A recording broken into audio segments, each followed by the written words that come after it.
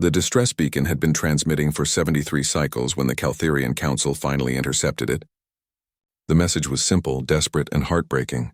The mining colony on Arcturus 7 was under siege by the Fracken swarm, and they were dying. Elsa stood before the holographic display in the command center of the Terran Resolve, her ice-blue eyes scanning the tactical readout with calculated precision.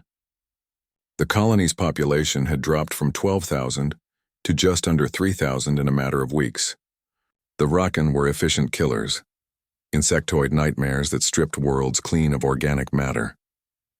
The Council sent their regrets, Ferk said from behind her, his voice carrying that familiar edge of bitter amusement. He was leaning against the bulkhead, arms crossed over his combat armor. His dark eyes reflected the blue glow of the holo display. 17 member species and not one willing to risk their fleets.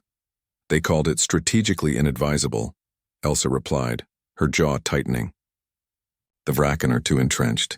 The losses would be unacceptable. So they leave them to die. They leave them to die, she confirmed. Ferk pushed off from the wall and approached the display, studying the swarm patterns around the besieged colony. Then it's a good thing Earth doesn't sit on the Council. Elsa allowed herself a thin smile. It's a good thing Earth doesn't ask for permission. The Terran Resolve dropped out of FTL at the edge of the Arcturus system 18 hours later. It wasn't alone. 3 other human vessels materialized from the void. The Mumbai's Vengeance, the Sao Paulo Rising, and the dreadnought Chicago Override. By galactic standards, they were a small force. By human standards, they were enough. The Caltherian survivors huddled in their reinforced shelters, watched their scanners with growing confusion as the 4 human ships accelerated toward the planet. No preliminary bombardment, no fleet positioning, just a direct suicidal charge into the swarm. They're insane, breathed Talara, the colony's senior scientist, her chitinous plates clicking nervously. On the bridge of the Terran Resolve, Elsa stood with her hands clasped behind her back, watching the swarm coalesce ahead of them. Millions of Fracken warriors, each the size of a combat shuttle, began redirecting toward the new arrivals. All ships weapons free, she commanded. Verk, you have the deployment. Copy that, Commander. Verk's voice came through the comm with barely contained eagerness. He was already in the drop bay with his team, sealed in armor that made him look more machine than man. The ships opened fire as they entered high orbit, railguns and plasma batteries tearing through the Fracken formations. But this was just a prelude. The real answer to the colony's prayers was about to be delivered. Drop pods began launching from all 4 vessels, hundreds of them, screaming through the atmosphere like falling stars. The Fracken swarmed to intercept, but the pods were designed for this. Point defense lasers carved through the insectoid attackers, while reactive armor deflected their acid spray. Ferk's pod hit the ground first, cratering the earth just outside the colony's main shelter. The explosive bolts fired, and he emerged into hell. The Fracken were everywhere, a seething carpet of claws, mandibles, and alien hunger. They were each 3 meters of bioengineered killing efficiency, feared across a dozen star systems. Verk smiled behind his helmet's faceplate. Contact, he barked into the squad channel. All units weapons free. Show them what monsters look like. His rifle, a monstrous thing that would have torn a Caltherian in half from the recoil alone, roared to life. Hypersonic rounds designed to shatter molecular bonds punched through Fracken carapaces like they were paper. Around him, 200 other humans emerged from their pods, and the sound of human warfare echoed across the colony. The Caltherians watched in stunned disbelief through their shelter viewports. The humans weren't taking cover. They weren't falling back. They were advancing. Verk led his squad directly into the thickest concentration of Fracken, his armor's servos screaming as he moved with impossible speed for something so heavily armored. A Fracken warrior leaped at him, and he caught it midair with one armored gauntlet, squeezed until the carapace cracked, and hurled the dying creature into its companions.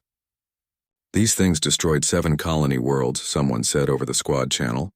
Yeah, Verk replied, putting 3 rounds through a Fracken's neural cluster. But those worlds didn't have us. From orbit, Elsa watched the tactical display with satisfaction. The Fracken were adapting, shifting tactics, trying to overwhelm the human positions with sheer numbers. It wouldn't work. Humans had been fighting enemies with numerical superiority, since before they reached the stars. They'd learned to excel at it. "Commander, the colony is hailing us," her communications officer reported. "Put them through." Talara's voice came through, trembling with emotion. "Human vessels, we don't understand." The council said no help was coming. "Why would you risk this? We have nothing to offer you. We can't repay this debt." Elsa's expression softened slightly. "You asked for help," she said simply. The stars stayed silent. Earth doesn't. On the ground, Verk and his teams pushed deeper into Vrakan territory, turning their siege into a rout. Every fallen human position was retaken. Every lost shelter was reclaimed. The Vrakan, who had never known retreat, learned what it meant to face an enemy more stubborn than themselves. 72 hours later, the last Vrakan bioship fled the system, leaving behind their dead and their failure. Verk stood on the colony's outer wall as the sun rose over Arcturus 7, his armor scorched and dented but intact. Below, Caltherian civilians emerged from their shelters, looking up at the humans with something between awe and fear.